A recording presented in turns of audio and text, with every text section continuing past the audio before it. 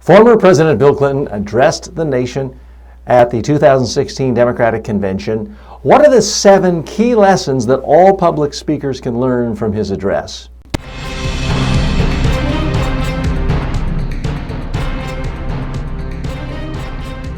Speaking, the show about effective speaking in public, to the media, at work, and in life. Speaking with TJ Walker. All fair-minded observers, I believe, would characterize Bill Clinton as a great public speaker. You might love him, you might hate his policies, but in the same way people say that Ronald Reagan was a great speaker, Winston Churchill was a great speaker, Bill Clinton was a great speaker. Let's analyze exactly what he did in the recent speech at the 2016 convention and figure out what are the lessons for all speakers. Number 1, he focused on one goal and had really just one message to make that goal accomplished. His goal was to get people to not see his wife as the cartoon, as the caricature, and instead he wanted them to focus on his own experience with them as a human being, as someone who has a lifetime commitment of helping other people through the political process. He focused on just that one thing. He didn't focus on rebutting every single charge and going through Benghazi and everything else. He had tremendous focus. Big mistake so many speakers make, whether it's in politics or business, they try to cover way, way, way too many points. Second thing he did extremely well that most people at conventions don't, he didn't yell. You see it again and again and again. Republican convention with Rudy Giuliani, Democratic convention with Senator Amy, and forgive me, I forget how to pronounce her last name, Cornblower from Minnesota. She yelled the whole time. So it's a bipartisan problem of speakers who yell. Bill Clinton didn't yell in his speech. He used a conversational tone throughout. So that's the second big lesson that people need to learn, especially if they're going to address a big convention when you're in front of so many people at a distance. The human tendency is to yell.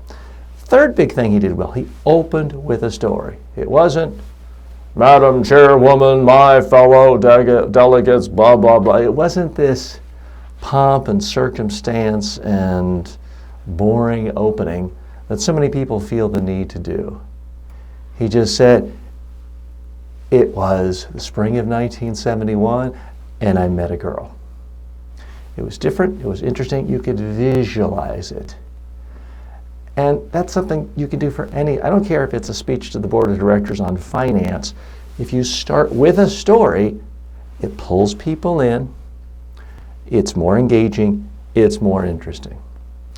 The fourth big lesson from Clinton's speech is he didn't just start with a story. He told story after story after story. He realized that for every data point he wanted to convey, for every message, he would weave in another story. A speech is really an opportunity to weave in story throughout the entire fabric of the speech. Some people say, oh yeah, I love stories. I start with a story, and then I get down to the nitty-gritty of a speech. No. The nitty-gritty of a great speech is you have story after story after story to amplify your points. Bill Clinton did that with his Democratic convention. The next thing he did, some of you are going to disagree with this, he took as much time as he needed.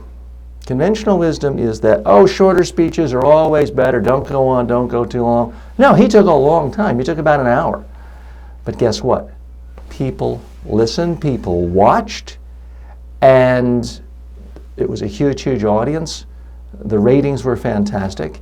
So it's a huge myth out there that shorter is always better. No, take as much time as you need to cover the ground you want to accomplish the goal.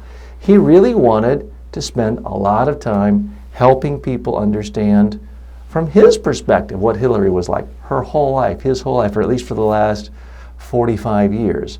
And he needed time to do it. He took that. Too often people say, well, Abraham Lincoln spoke for 2.5 minutes at Gettysburg, therefore you have to always speak shorter.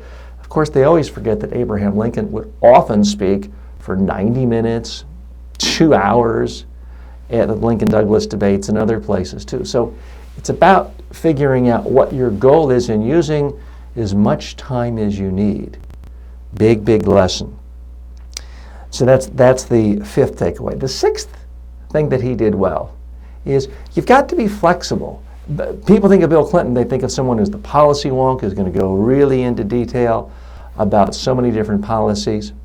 They think of the guy who 4 years ago, who successfully rebutted all the main charges Republicans had against Democrats. He didn't do that this time. This was a personal speech. It, of course, talked about public policy, but he wasn't talking about himself. He wasn't defending his administration. He wasn't saying, vote for Hillary and she'll do these 10 things that I did such a great job of in my administration. He was flexible in that he did a completely different type of speech, a speech that's different from what people associate him with. And that's important for great speakers. Just because you get good feedback from one type of speech, don't just continue doing the same speech. You have to look at every single speaking opportunity from the standpoint of, what are my real goals here? And then work your way back from that. Clinton did that. Finally, the thing that Clinton does well, this speech and all speech, is he doesn't give speeches. As one of his top political aides who worked with him a quarter of a century ago commented on CNN, Paul Begala, he said, Bill Clinton doesn't talk about my speech. He doesn't say, let's get together and work on my speech, my presentation, my oration, my keynote. He said, oh no. Bill Clinton would always say, okay, in my talk, let's prepare my talk. He refers to his speeches as talks. Because once you do that, you take away the stuffiness.